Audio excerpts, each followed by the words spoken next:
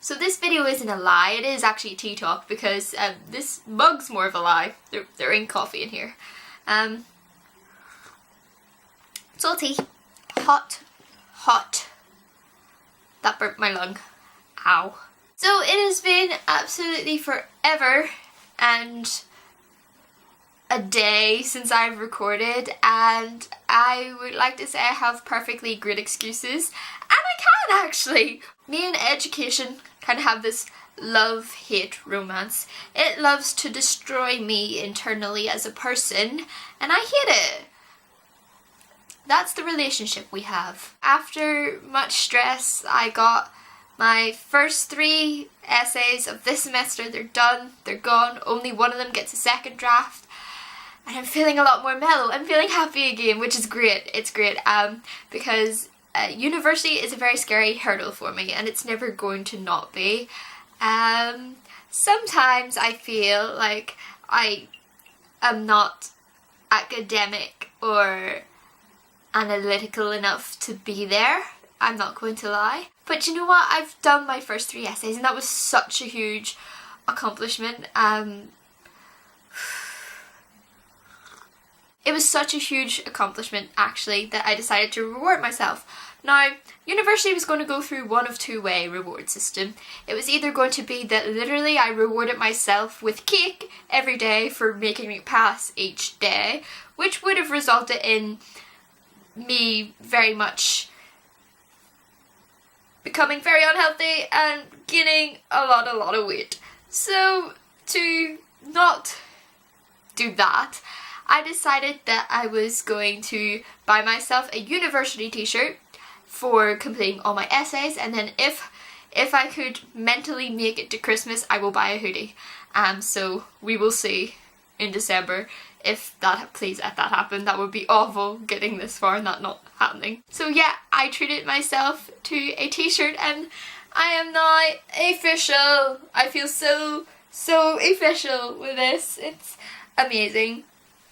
Yay! I've been so not sure of whether to tell you guys what university I go to because I live in a very small country, and to be fair, there is only 2 universities that you could choose from that I would be studying from.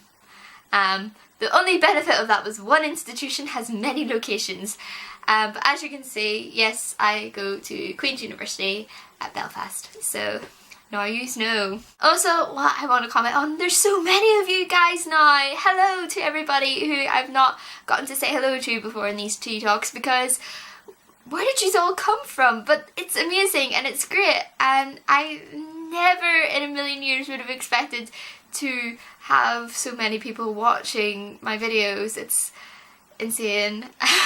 So definitely now that I'm a bit more calm, a bit more freer, better content hopefully guys will be coming your way. I will admit though, I've been quite feely on the reading front. Reading for the past, it's been pretty much all of my academic reading, not going to lie. I've read most of the books that were in my birthday book haul, so if you want to see roughly mostly what I've read over these past 2 months, basically I haven't read anything since October, but towards the end of September and a bit in October, everything that I read was what it was ever in that birthday book haul film. The only thing that I haven't read that was in that was Bridget Jones's Diary, so that's the only thing that I haven't read, but pretty much everything there is all I've been reading. What I am currently reading at the minute though is Opal Plumstead by Jacqueline Wilson. This might seem a bit weird. Yes, this is a children's book. Do I care? Nope. I grew up with Jacqueline Wilson, and I know some people are quite harsh upon Jacqueline Wilson and her literary credibility, can we call it, I suppose. But I grew up with Jacqueline Wilson, and I think for her target audience that she is writing for specifically, and the issues that she brings up with her book is fantastic, and I definitely don't think that she should be an author that is sniffed at. This book so far is fantastic. The concept of this book alone is fantastic. It's about this young girl who's extremely bright and intellectual. She was on a scholarship program within her school, which is this really prestigious school, and it gets girls into like university programs. But then one day her father gets arrested and her life is turned upside down and she's to give everything up. It's kind of, she's thrown into this completely different world from what she was once used to. And also, though I haven't got to this bit, it's going to also be kind of about the suffragette movement as well, and there will be a romance element to it. From what I got from the blurb, there will be. A book that is set within early 20th century surrounding a candy factory and involving suffragettes. Like, I think that's a brilliant book to give to your children and to read for fun. Basically, I've done a lot of academic reading and I want something that my brain could take in and not be too extensive, and so far I am really enjoying it. I love Jacqueline Wilson, not to be sniffed at. Otherwise, book-wise, I have been extremely feeling. I will hopefully be able to pick it up again soon. What I have gained a love for, though, is a certain comic series. And that certain comic series, though I have not read many of them, but plan to get all, and as they release, is Harley Quinn. I have so much love for Harley Quinn. This one is the limited edition holographic one. Can you see that? Can you see how it's holographic? Hopefully. I don't know if that's coming across well. And then I also have the first volume of the New 52 Harley Quinn and the second volume of the New 52 Harley Quinn. So this, I love it. I love it. I love Harley Quinn. It's fantastic and I'm going to get them all. This is going to be an expensive collection. Movie-wise though, I have watched a lot of movies and I can't necessarily talk about them all because I'm doing a module in film studies, which is brilliant, and it's almost worrying because me and my friend that I do film studies with, we're kind of questioning ourselves about why we're not studying film studies because we love it so much. It's really great. So within that we get to watch loads of films that you wouldn't necessarily stereotypically go out and watch.